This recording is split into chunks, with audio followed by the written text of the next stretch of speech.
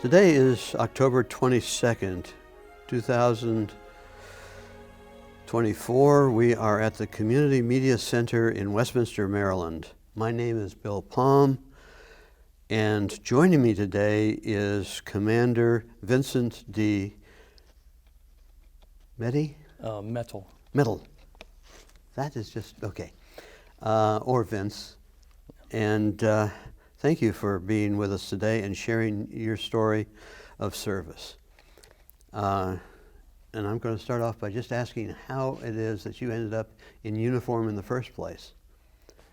Okay, for starters here, I'm from Baltimore originally, and as a child, nearly every man in my neighborhood served either in Korea or in World War II.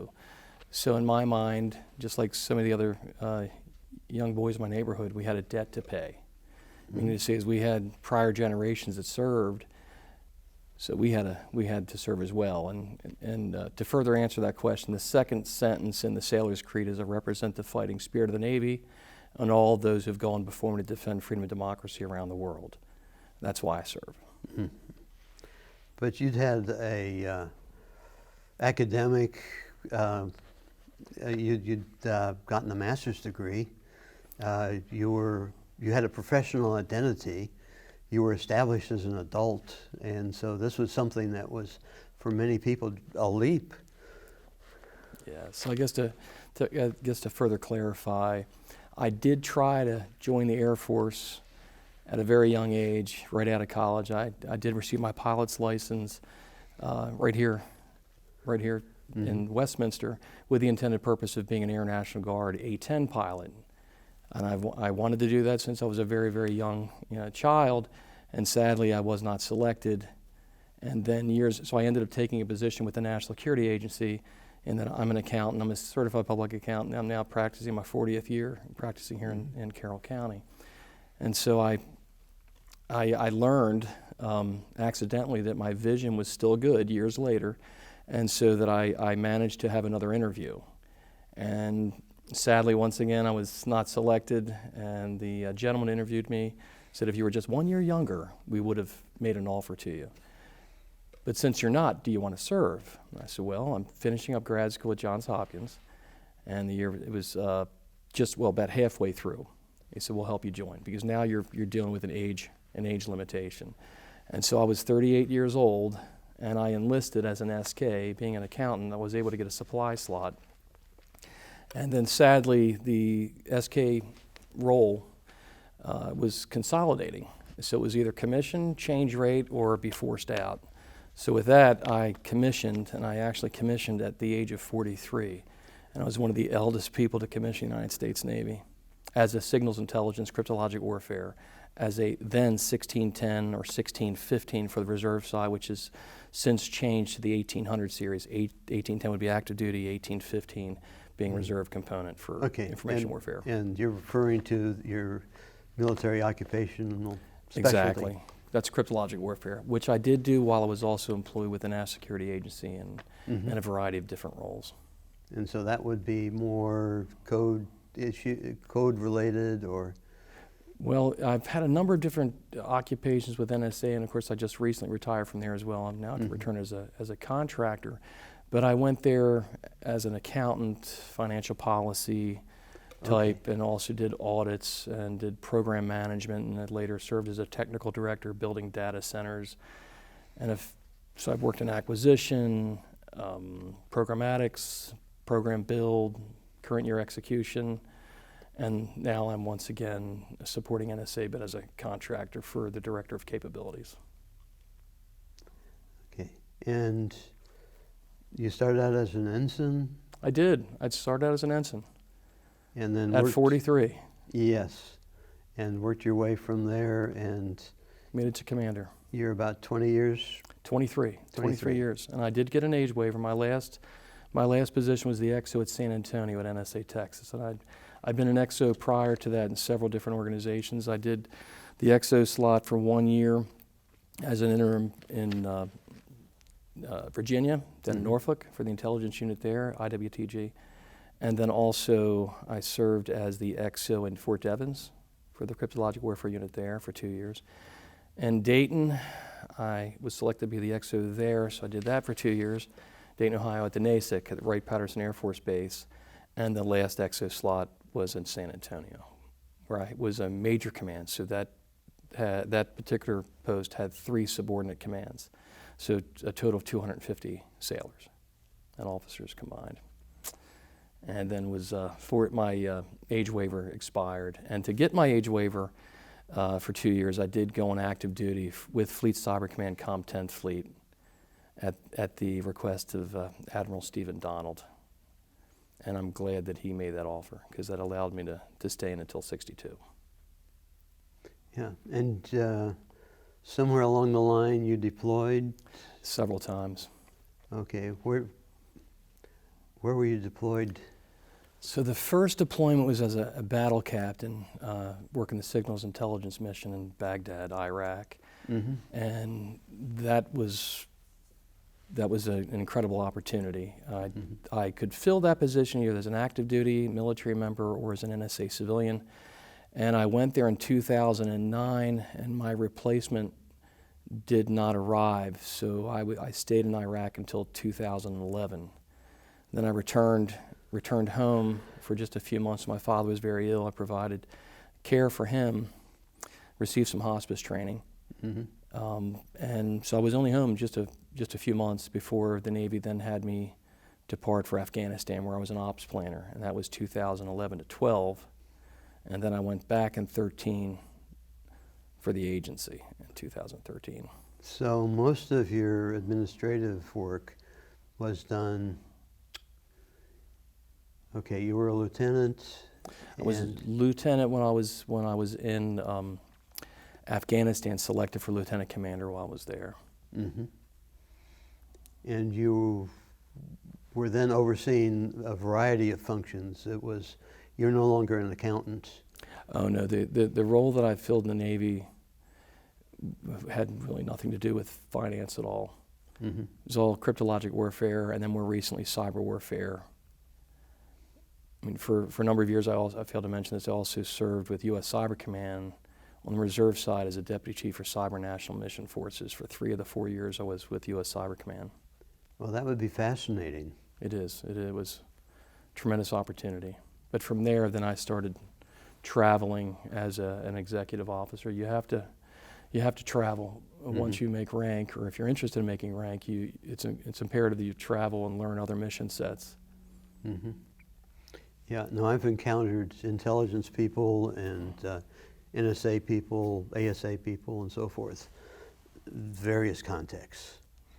Yeah, I started with NSA in 1988 and retired in December 31 of this past year. Mm-hmm. I had just shy of 36 years as a civilian there. Mm-hmm. Okay, can you talk at all about the cryptography or the... I can. If you give me a question, maybe I can try to relate. Maybe any specific experiences. Maybe you could ask a specific. Well, I'm thinking particularly of Baghdad. Okay.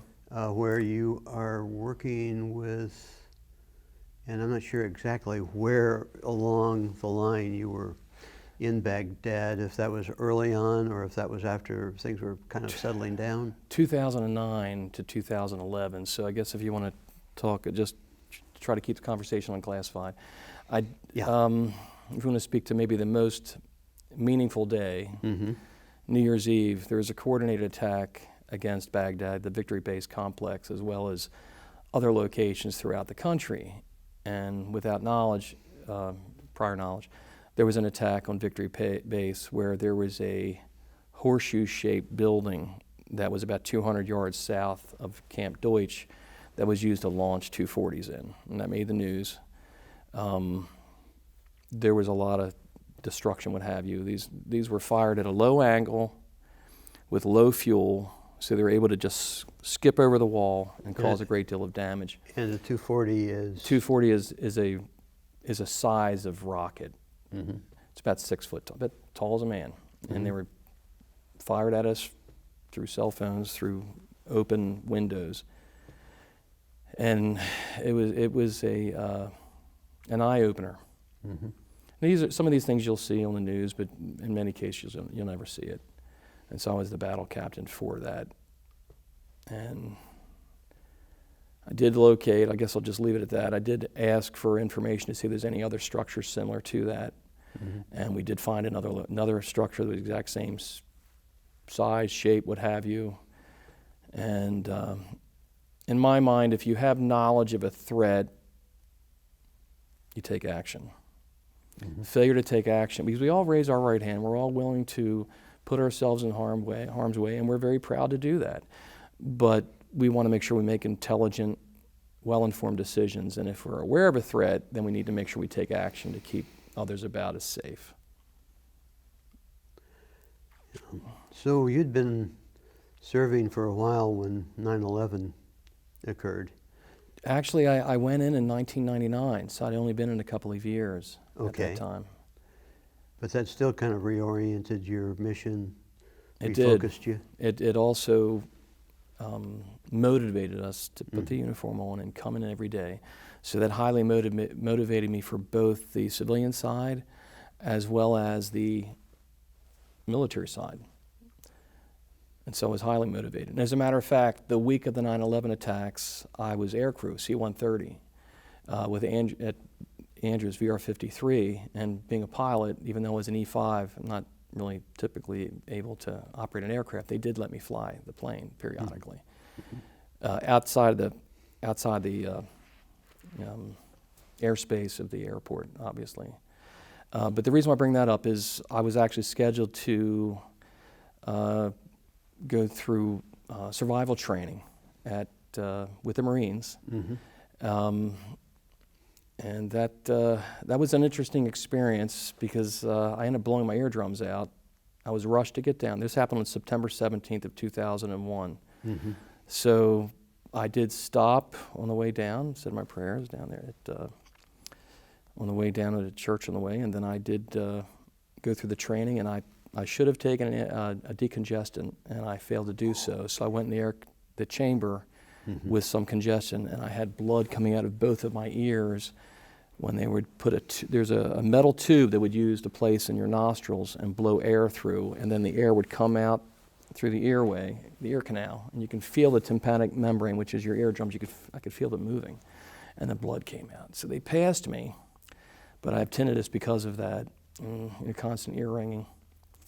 But that was the week of September 11th. And that was Cherry Point, if you're familiar with the Marine base at Cherry Point. No, I don't know that base. It was a phenomenal experience. So I had to go back to finish up the class because I was interested in serving as aircrew. Mm-hmm. And it actually worked out very, very well. The training was phenomenal. And then you got your commission. I did. So I was commissioned December of 2003, just after my 43rd birthday. And there were three of us that commissioned around the same time. We were all the same age. It was quite amazing. Yeah. Two other friends who are now also retired Navy.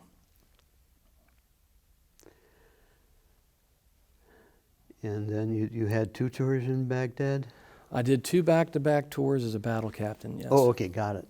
Same role, same job. Came home just briefly, and then I had to go right back. That was the policy at the time. And there again, I was only home for a couple of months and then had to go to Afghanistan and Kabul, where I was an ops planner for ISAF with NATO forces. And that was a phenomenal experience.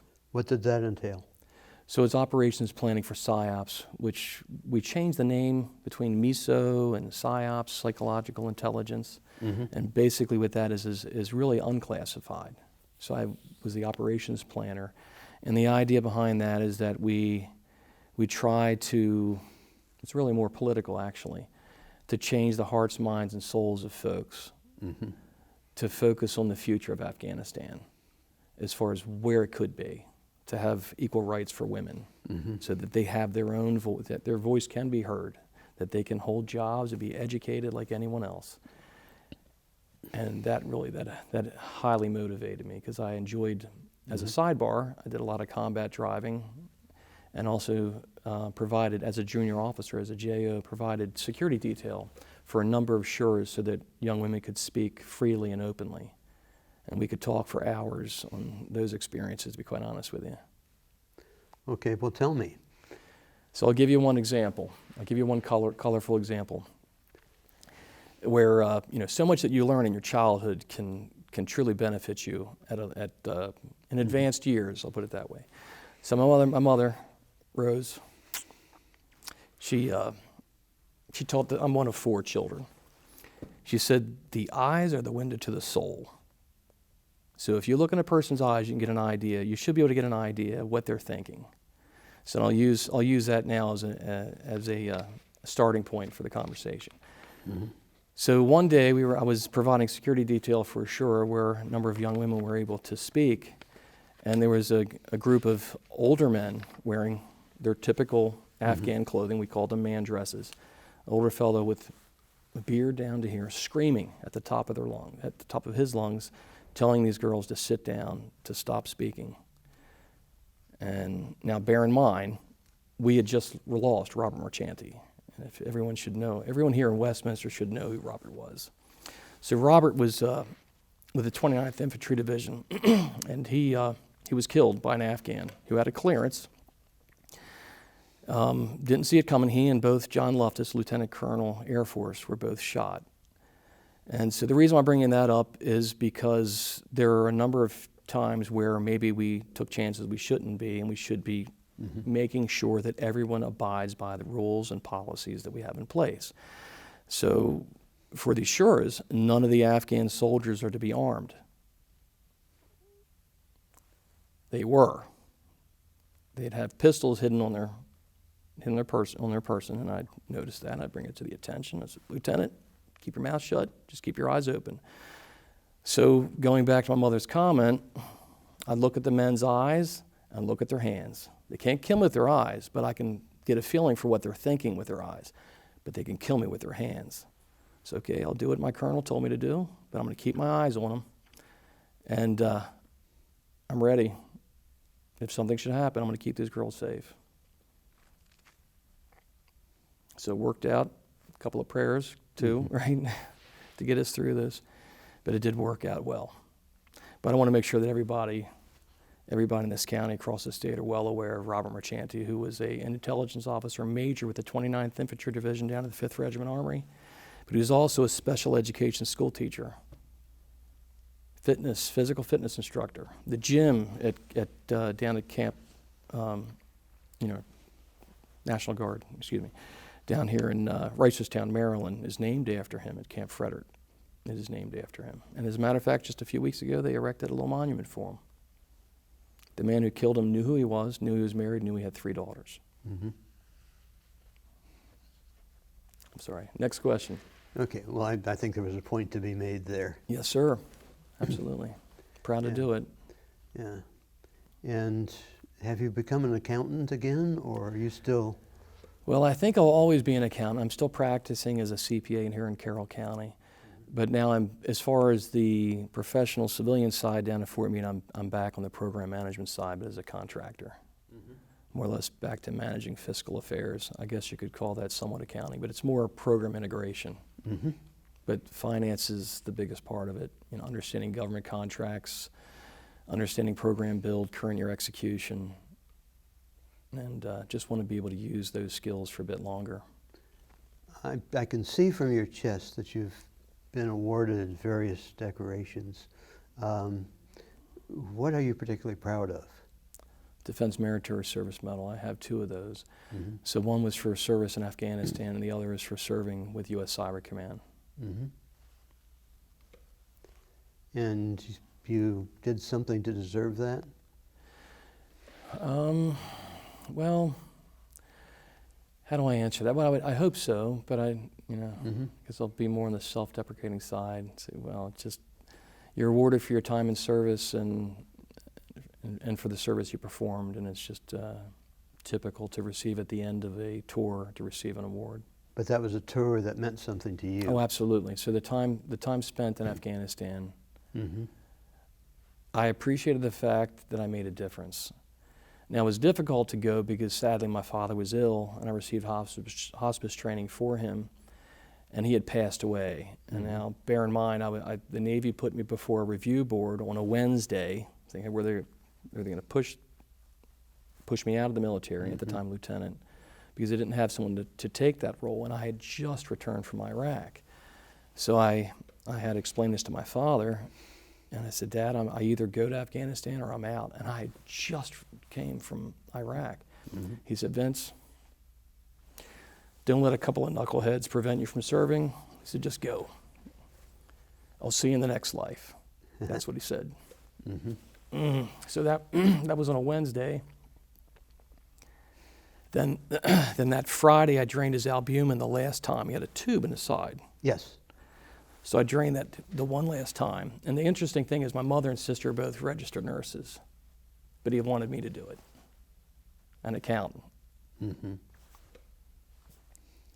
So I did that for him, and then that was Friday, and then I got the call Saturday at 10 o'clock the next morning he'd passed away. So it was tough. So I had him buried that Tuesday, and I was to leave that Friday for combat training.